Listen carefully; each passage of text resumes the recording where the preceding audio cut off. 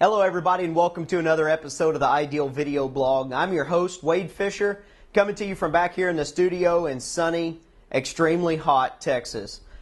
We had a blast last weekend in Colorado, got some good ideas for the fall, ready to hit the fall strong, but this week I was trying to figure out what to talk about on the show and decided that we have a bunch of viewer mail. So we're going to start going through that viewer mail, and we're going to start right at the top. On June 2nd, I got a message from a guy that's been watching the blog for quite a while. His name's Matthew Absher.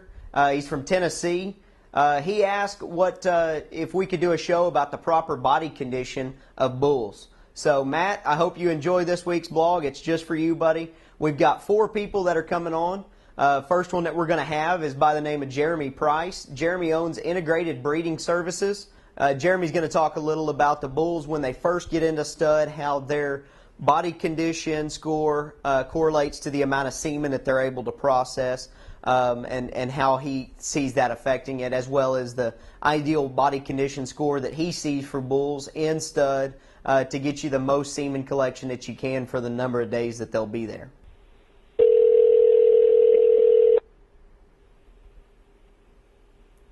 This is Jeremy. Hey, Jeremy, Wade Fisher. Hey, Wade. How are you? I'm doing well. Jeremy, we were just going to touch base with you today on the bulls that you collect across the breeds, what you see as a correlation between the body condition of that bull and the amount of semen that he's able to process, and if there's a change there between higher body conditions and lower body conditions. Yeah, I think that's a really good point, and one that we probably don't make often enough, or at least the circumstances that surround the semen collection needs for most of our customers probably doesn't allow us to have a lot of flexibility where that's concerned. But we do see certainly some other factors that interact with body condition, but body condition is one of the things that I think on the average does have an effect on semen production. Right. And probably what we see the most is bulls that are over-conditioned. We rarely ever get bulls that come into a stud that would be considered under-conditioned. Now, a lot of people might not like to look at them, Right. And they might not be pretty enough to take a picture. But like I said, we rarely see bulls come into the stud that are actually in a body condition that would at least a low body condition score, for instance, that would be detrimental to semen production. Where we often will see bulls that are overly conditioned, and I do think that what we see is that can negatively affect semen production. Well, great, Jeremy. Yeah, I appreciate you being on, and I told everybody that you own Integrated Breeders there at Wheelock, but tell them how they can get a hold of you if they have information on getting a bull collected up there. Well, we try to help with a lot of different facets of production. We do a lot of AI work and consultation on ET programs and things like that. I do some embryo work, but anytime anybody would need to get a hold of us, via telephone, 979-828-5531 here at the office.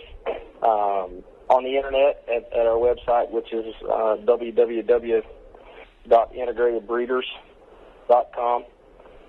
They can reach us there with email or see some of the services that we offer and see some pictures of the facilities and things like that.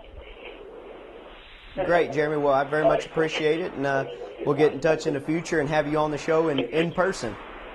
That sounds good, Wade. I really appreciate it. All right. Thanks, Jeremy. Have a great one. See you down the road. You bet. Y'all too. Take care. I hope you enjoyed that side of the bull collection part of the industry. Next up is a guy from Manhattan, Kansas, just north of Manhattan, actually, in Randolph, Kansas. But Galen Fink owns Fink Beef Genetics. They've got an outstanding bull sale every October. They have it on a Wednesday. Galen will tell us a little bit more about that as we go. But without further ado, we'll get Galen on the phone and see how it goes. So today I've got on the phone Galen Fink of Fink Beef Genetics up in Randolph, Kansas. Galen and I have known each other for about 5 years. Galen, just wanted to touch base with you. I had one of the viewers on my blog asked me about how to maintain bulls throughout the year. One of the angles that I wanted to get from a person that raises 200 plus bulls a year, has a bunch of bulls on feed all the time, how you go about the body condition scores you like to see those bulls in throughout the year. We try to develop our bulls at about 2 pounds a day gain.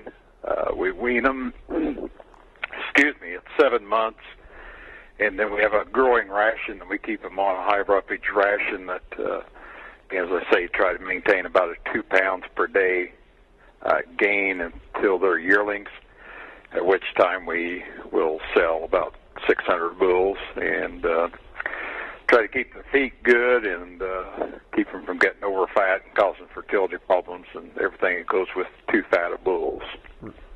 Right. What is your ideal back fat that you're looking for? I mean, I know some guys across the U.S. sell those bulls that are just globby fat, and a lot of people worry about getting them home and then melting.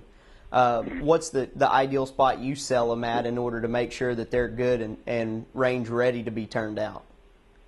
Our average over the last several years with ultrasound has been about 0.2 of back fat on the Angus bulls and about 11 or 12 hundredths on the Charolais bulls. So they would be pretty lean compared to most people's bulls. But we sell bulls across the United States in all environments and all areas, and bulls that just too much fat or have been too fat can end up with laminitis and other feet and leg problems, and again fertility problems. So we just try to avoid those bulls and have them out so when they go out and use them that they don't melt down on them, and maintain a longer productive life for our customers. Right. Well, Galen, I appreciate you taking the time to touch that point with us. Tell everybody when your bull sale is this year and how they can get in touch with you. It's October the 26th, and the best way to catch us is on our website or our email at finkbull1@twinvalley.net, or my cell phone 785-532-9936.